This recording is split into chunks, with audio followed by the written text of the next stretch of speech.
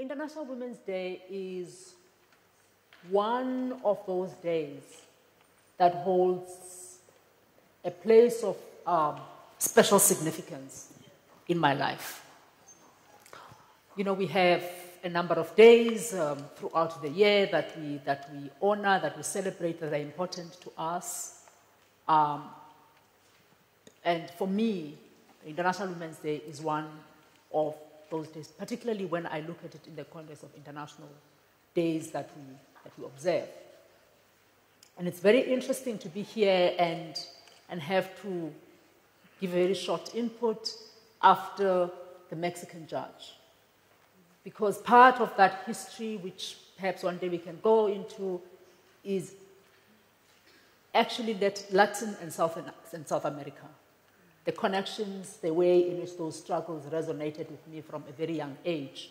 And it was also true that those of you who know a book by a woman called Margaret Randall that we used to read almost as a textbook in my youth in the 1980s, Sandino's Daughters, about young women, or rather women who were in the political liberation struggle in Nicaragua. That is where my consciousness of the sense of connection with women across the world comes from. It's an important occasion, I think, to reflect on not how far we have come, but actually where we are right now. For me personally, this is the first time in 3 years that I have actually agreed to take an engagement or a commitment to speak publicly on International Women's Day. I have needed to take a step back and listen to other people and try and observe where we are. I'm hoping that rather sooner than later, I will be receding more and more into the background, and women like Nandi and others will be coming. I think for all of us, it's important to have this moment of stepping back and actually impose that silence for ourselves. As Margaret Randall says, silence when chosen, it is golden and it is liberating when chosen.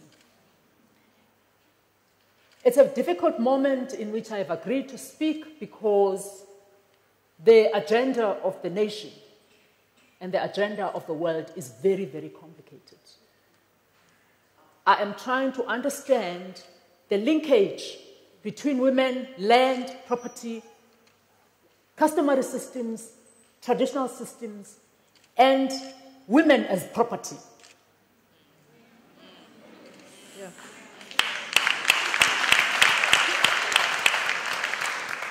Unless we talk about the ways in which we all look at women as property, we are not going to understand the ways, and we're not going to find a way of dealing with women and their rights to property and their rights to human dignity. Usis Togo asked, or rather, I think it was DVC. She quoted Catherine saying, "Are women human yet?"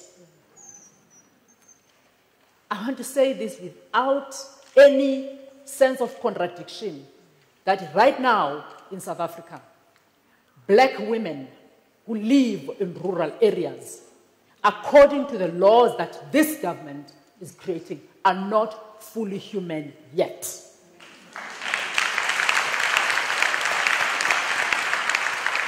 Our approach to property, our approach to women, our approach to the institution of traditional leadership has got to be freed of the colonial imposition. I am saying that the idea that you have one monarch who makes decisions for everybody is a construction of the British colonial system. You know, we fight in our families. We fight in our communities. We tear each other apart. And then we say, wait a minute. You know, we impose this form of mourning on this woman, where does it come from?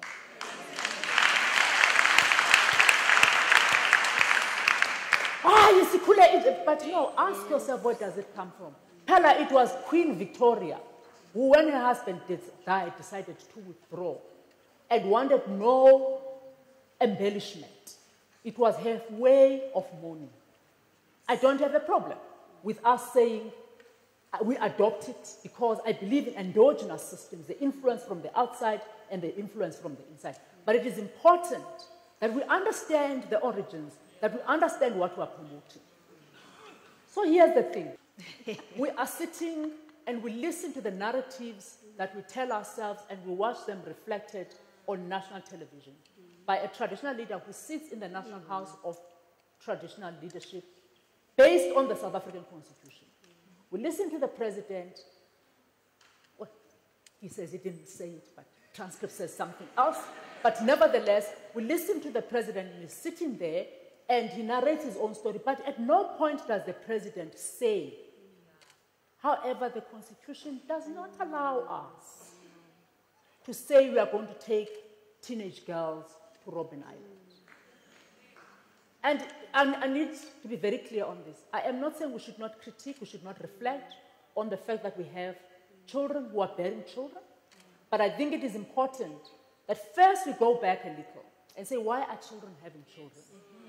Secondly, we step back a little and say, with whom are these children having children?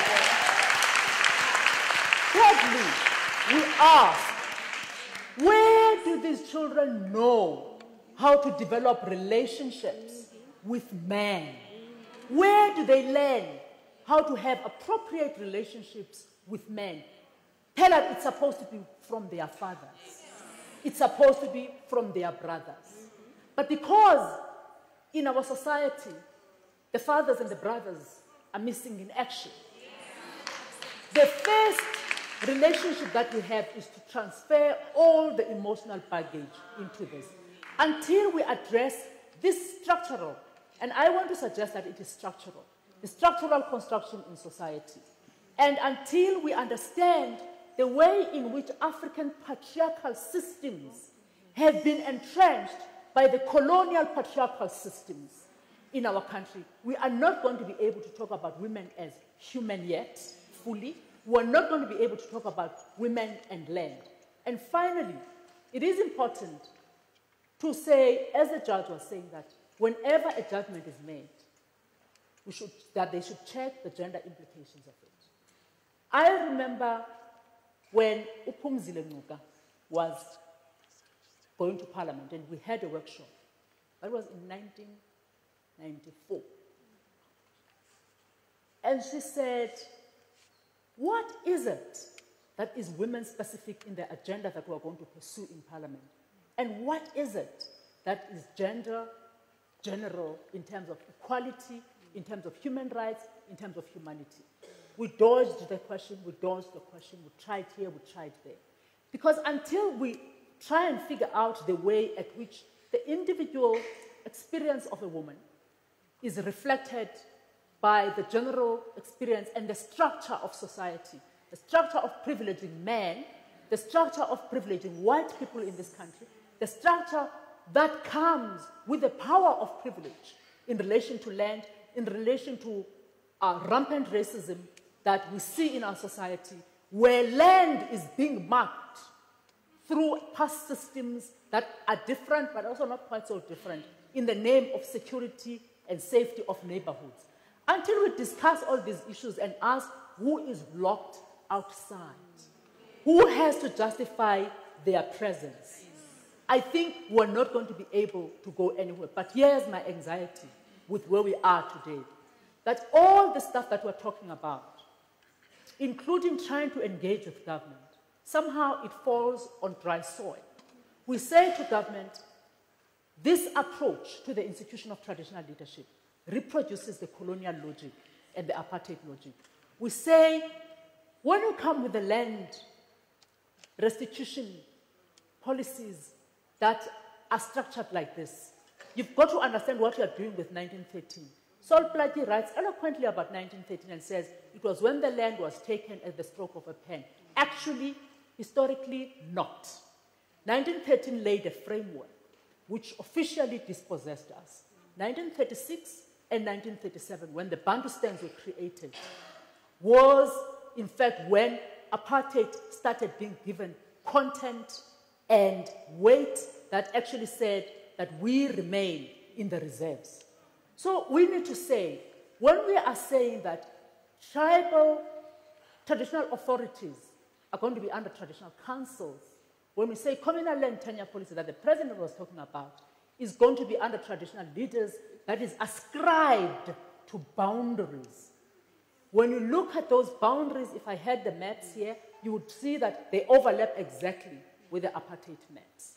I think it is time that we go back to the basic and the fundamental issue in the Constitution that says one law, one nation. Until we discuss that one law, one nation, our children, our daughters are going to continue being transected either as forced marriage children or as political weapons, as you see in Boko Haram and others. Because I think we need to go back and say, where does the dis-ease come from in society? And the dis-ease in terms of gender equality, it comes from the structure of our society. And I regret to say, we are reproducing that structure. Thank you.